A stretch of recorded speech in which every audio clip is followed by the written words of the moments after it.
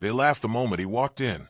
A black delivery man, worn jacket, dusty boots, holding a plain cardboard box. Executives in expensive suits whispered, smirked, and joked. "Deliveries go around back," one said. Another laughed. "He's definitely lost." But the man didn't argue. He didn't apologize. He didn't explain. He walked into the boardroom. And that's when everything went wrong for them. Because the box he carried wasn't just a delivery. It was a test. A test of respect. A test of character. A test that would cost some people their careers. They thought he was nobody. They thought they were powerful. But within minutes, the laughter would stop. The smiles would fade. And the truth would shock everyone in that room. Stay with me. Because this story proves you should never judge a person by what they wear or the job they do. Everyone was laughing until the door opened.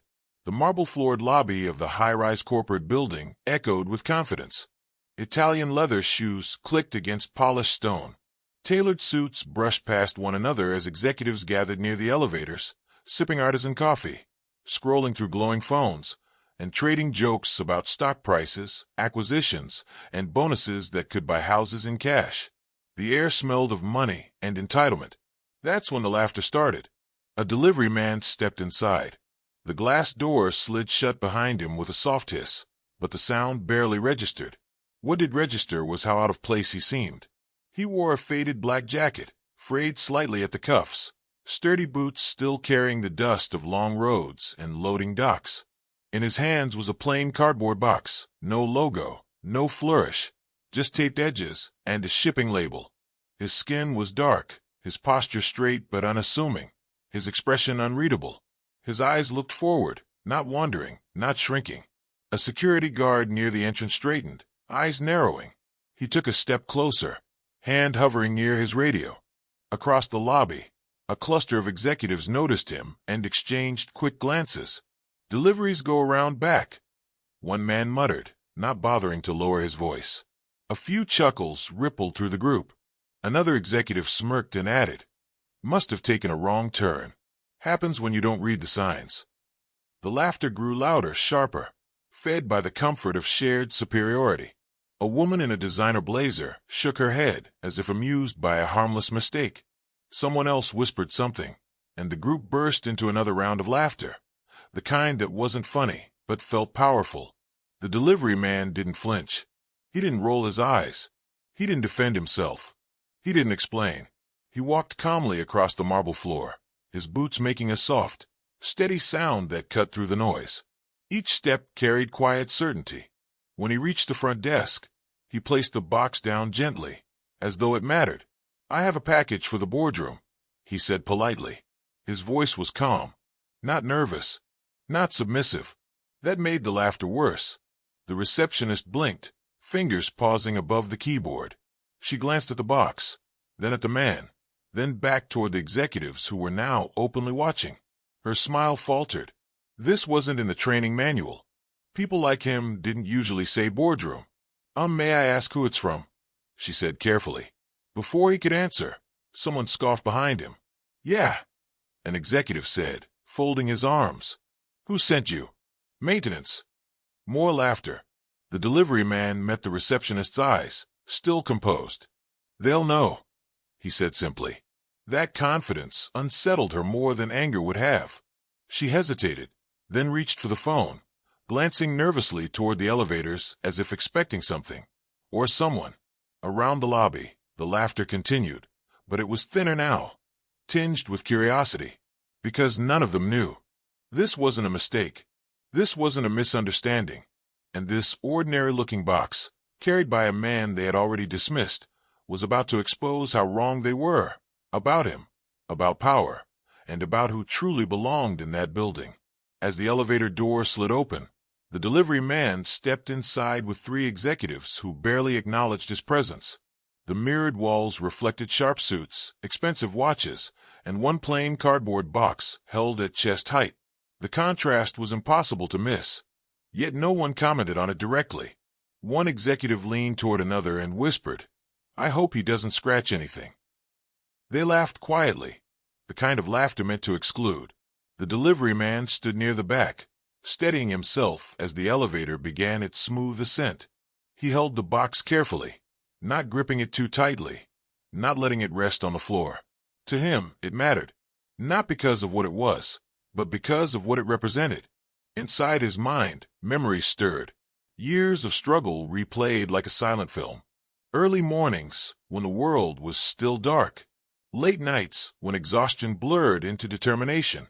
Rooms where he wasn't heard. Meetings he was never invited to. Handshakes that never came. Promises broken by people who smiled while doing it. He remembered being underestimated, again and again. Not because his ideas lacked substance. Not because his work lacked value. But because of how he looked. Because of where he came from. Because of the title people assumed he had. He remembered the first time someone laughed at him for dreaming too big. The first time someone said, "People like you don't make it there." He remembered swallowing anger, turning it into fuel, and starting over from nothing. More than once. The elevator chimed softly as it reached the top floor. The doors opened to the executive level, and the delivery man stepped out into silence. The boardroom was massive. A long glass table stretched across the room like a monument to power, surrounded by high-backed leather chairs. Floor-to-ceiling windows framed the city skyline, sunlight glinting off steel and glass towers below. This was where numbers became policies, where signatures shifted markets, where decisions were made that affected thousands, sometimes millions, of lives. This was not a room built for people like him. The executives took their seats, tossing jackets over chair backs, checking phones, continuing half-finished conversations. No one offered him a seat. No one asked his name. The chairman wasn't there yet. "Just leave the box by the wall," someone said without looking up, already dismissing him from thought. For a moment, the room assumed compliance. But the delivery man spoke. "I was instructed to bring it to the center of the table," he said calmly. The words weren't loud. They didn't need to be. Conversation paused. A few heads turned. The confidence in his voice didn't match his role, and that unsettled them. One executive frowned, another raised an eyebrow. Someone shifted in their chair. "You were instructed?" one asked, skepticism dripping from the word. "Yes," the delivery man replied, meeting their gaze without challenge or fear. An awkward silence followed. Logic told them to refuse. Ego told them it didn't matter. After all, what harm could a delivery man possibly cause? "Fine," someone said with a shrug. "Just make it quick." The delivery man stepped forward and placed the box gently at the center of the glass table, right where everyone could see it. He straightened, hands folding calmly in front of him, and for the first time since he entered the building, the room felt slightly off balance. They still didn't notice the man, but soon they wouldn't be able to ignore him at all. The delivery man placed the box gently at the center of the table. For a brief moment, nothing happened. Then he pulled out a chair and sat down. The reaction was instant. Laughter exploded, loud and disbelieving.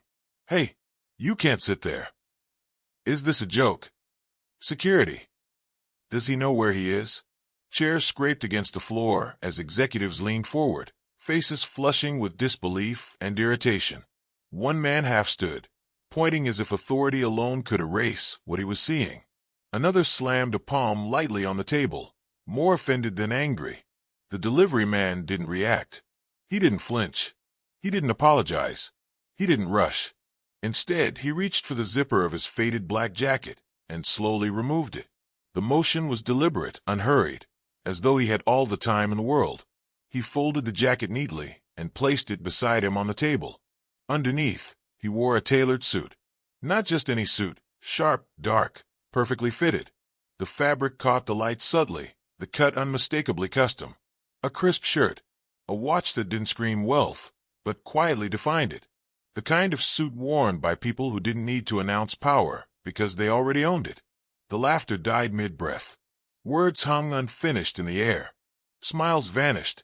Mouths closed slowly as realization crept in like a cold draft. The room went dead silent. Before anyone could speak, the large screen at the end of the boardroom flickered to life. The company logo filled the display, bold and familiar. Then it shifted. A name appeared beneath it. His name. The same name printed on contracts they had signed without a second thought. The same name stamped at the bottom of emails marked urgent. The same name referenced in documents that determined budgets, bonuses, and, quietly, their salaries. Confusion rippled through the room, quickly followed by dread. The door opened. Footsteps echoed. The chairman walked in, stopped short when he saw the man at the table, and broke into a wide smile, genuine, relieved, almost proud. "Ah," he said, clapping his hands once. "Perfect timing." He turned to the room, where executives now sat frozen, eyes darting between the screen and the man they had mocked just minutes earlier. "Ladies and gentlemen," the chairman said smoothly, "allow me to introduce the majority shareholder and your new CEO." The delivery man stood. Gasps filled the room. A woman's hand flew to her mouth. Someone else whispered a curse under their breath. One executive slowly sank back into his chair, color draining from his face. Every laugh from earlier now echoed in their minds like a bad investment. The man they joked about. The man they dismissed. The man they never bothered to see. He looked around the table calmly, meeting each pair of eyes in turn. There was no anger in his expression. No smug satisfaction. Just clarity. "I wanted to see the company as it really is," he said evenly. "Not the version shown in presentations, but the one revealed in moments like these." Silence. In that silence, careers ended, reputations cracked, and power shifted, quietly, decisively, because the man they thought didn't belong was now the one deciding who did. The new CEO stood at the head of the table, hands resting lightly on the glass surface. His expression was calm, composed, but unyielding. The kind of calm that came not from hesitation, but from certainty. "I wanted to see this company from the ground level," he said, his voice steady. "Not from quarterly reports, not from assistants filtering reality, but from how people behave when they believe no one important is watching." No one spoke. The city skyline outside the windows seemed suddenly distant, irrelevant. Inside the boardroom, the air felt heavier, thicker, as if the walls themselves were listening. "I watched how you spoke," he continued. "How you laughed. How quickly you judged." His eyes moved slowly, from one executive to the next. He wasn't staring them down. He didn't need to. The silence was doing that for him. Some executives couldn't meet his gaze. They stared at the glass table, at their folded hands, at anything but him. Others swallowed hard, throats tight, replaying their words from earlier in their minds, wishing they could pull them back. "I built my success from nothing," he said. "Not from privilege. Not from shortcuts." He paused, letting the words settle. "I delivered packages. I cleaned floors. I worked night shifts no one thanked me for. I learned every part of the system, because I respected every part of it." A flicker of shame crossed a few faces. They had walked past people like that every day, never learning names, never making eye contact.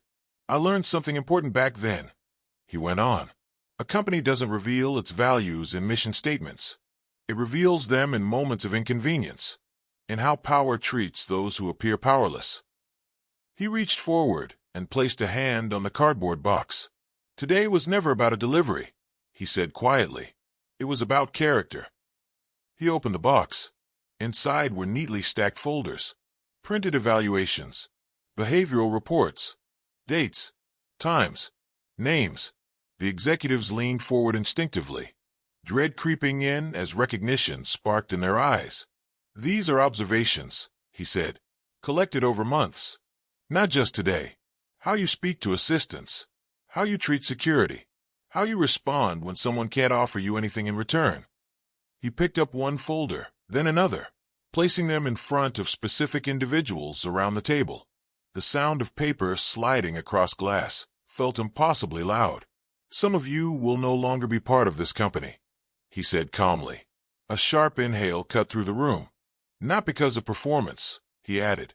"Not because of numbers, but because of who you revealed yourselves to be when you thought it didn't matter." No one argued. No one defended themselves, because they knew. The smiles that once filled this room were gone.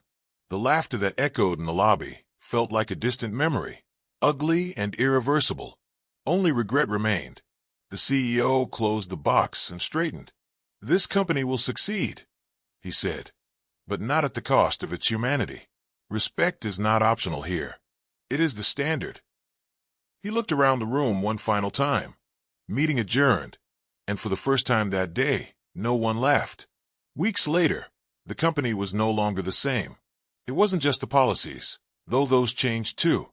Codes of conduct were rewritten.